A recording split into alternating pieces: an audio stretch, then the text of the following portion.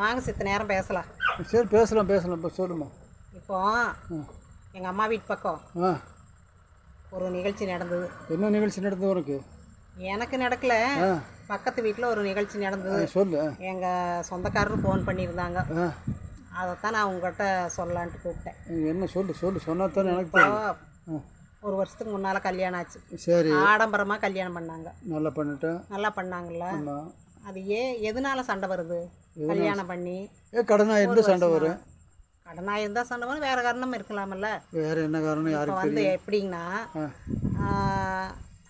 மாதம் 10 ரூபா மாப்பிள்ளை வந்து என்ன பண்ணுறாரு, சீட்டுக்கு கட்டுறாரு. சரி.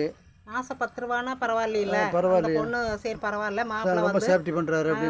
மாதம் 10 ரூபா சீட்டுக்கு கட்டுறேன்ட்டு சொல்லிகிட்டே இருக்காரு. பரவாயில்ல அம்மா போய் பக்கத்தில் எல்லாம் சொல்லிட்டாங்க, பரவாயில்ல மாப்பிள்ளை மாதம் 10,000 ரூபா எனக்கு செலவு கொடுத்து அது சீட்டுக்கு கட்டுற மாதிரி பண்ணிக்கிறாங்க, அந்த 10,000 ரூபா மாதம் மிச்சம் பண்ணுறோம் அந்த மாதிரி சொல்லியிருக்காப்புல.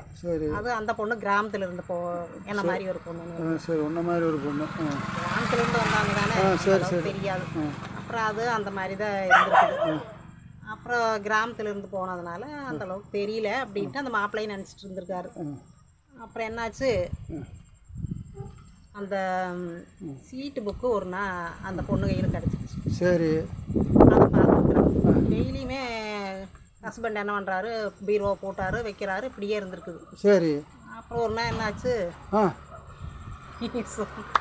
பார்த்துட்டு அந்த பொண்ணு, இது ஃபைனான்ஸ் புக்கு. சரி. அப்போ வந்து அவர் எங்கேயோ போயிட்டார். சரி. அந்த மாதம் தேடிட்டு வருவாங்கள்ல, அவங்க ஃபைனான்ஸ்காரர் வந்திருக்கிறாரு. சரி. சீட்டுக்காரருன்னு இவர் எங்கேம்மா உங்கள் வீட்டுக்காரர் அப்படின்ட்டு இருந்திருக்கிறாங்க. வீட்டுக்கார் வெளியே போயிருக்காரு, இல்லை ஃபைனான்ஸ் பணம் கட்டணுமே என்ன கட்டாமல் இருக்காரு அப்படின்னு கேட்ட முடித்தா விவரம் தெரிஞ்சுது. சரி. அப்புறம் சண்டை வருமல்ல, அதனால் வந்து ஒரு கல்யாணம் பண்ணுறது ஆடம்பரமாக பண்ண தேவையில்லை. இப்போ அந்த மாதிரி தான் அவங்க வீட்டில் என்ன பண்ணாங்க, நிச்சயம் பண்ணி 3 மாதம் கழித்து வீட்டு மேலே கடனை வாங்கியிருக்காங்க. சரி. 5 லட்சம். 5 லட்சம் கடன் வாங்கி அந்த மாப்பிள்ளையோட அம்மா என்ன பண்ணாங்க, கூட பிறந்தவங்களுக்கு, அக்கா தங்கச்சிக்கு, அண்ணன் தம்பிகளுக்கு, எல்லாத்துக்கும் பேரம் பேத்திக்கு எல்லாம் துணி எடுக்கணும். அத்தனை பேர்த்துக்கு துணி எடுத்தால் அந்த துணி எடுத்தே 5 லட்சம் தீர்த்துருக்குறாங்க. சரி. அப்புறம் அப்படியெல்லாம் பண்ணி போட்டு இப்போ இவங்க தானே கட்டணும். ஆமாம். வருமானம் இருந்தால் பரவாயில்ல, அந்த அளவுக்கு வருமானம் இல்லாமல் ஃபைனான்ஸ் வாங்கி அது வட்டியோட வட்டி சேர்ந்து அந்த வீடே இப்போ போகிற மாதிரி ஆயிடுச்சு.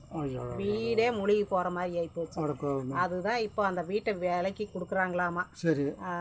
அது யாருக்கோ வேணும்னா சொல்லுங்க. சரி, நம்ம வாங்கிக்கலாமா? அதான் நான் உங்களை கேட்கலான்னு கூப்பிட்டேன். இப்போ நான் வேணா வாங்கிக்கலாமே. வாங்கி விட்டால் வாடகை என்ன வரும்? வாடகை வரும், ஒரு 10,000 ரூபா வரும். 10,000 ரூபா வருதுக்கு அதுக்கு எவ்வளோ என்ன, அதுக்கு எவ்வளோ அமௌண்ட் போடணும்? எத்தனை சொல்கிறாங்களோ எது சொல்கிறாங்களோ, இப்போ பேச்சு அடிபடுது. சரி. எதுக்கும் உங்கள் பொண்ணுக்கு இது வாங்குறாங்களா என்னமோ கேட்டு சொல்லுங்க. நான் கேட்டு சொல்கிறேன். பொண்ணு அதுக்கு அடம்பட்டு ஒரு கல்யாணமெல்லாம் பண்ண வேண்டியதில்லை. இருக்கிறத வச்சு சிம்பிளாக சிக்கனமாக செஞ்சால் போதும். இந்த காலத்தில் அதுதான் பெட்ரு. அதுக்கு இந்த பொண்ணு தெரியாத கிராமத்தில் இருந்து அந்த பொண்ணை ஏமாற்றி இப்படியெல்லாம் பண்ணி இப்போ அவங்களுக்குள்ள பிரியற அளவு வந்துட்டாங்க. டைவர்ஸ் கண்டிஷனில் போய். நீ சொல்கிற கண்டிஷன் எப்படி தெரியுமா? பொண்ணு மாப்பிள்ளையும் 2 பேரும் கோயிலுக்கு போக வேண்டியது.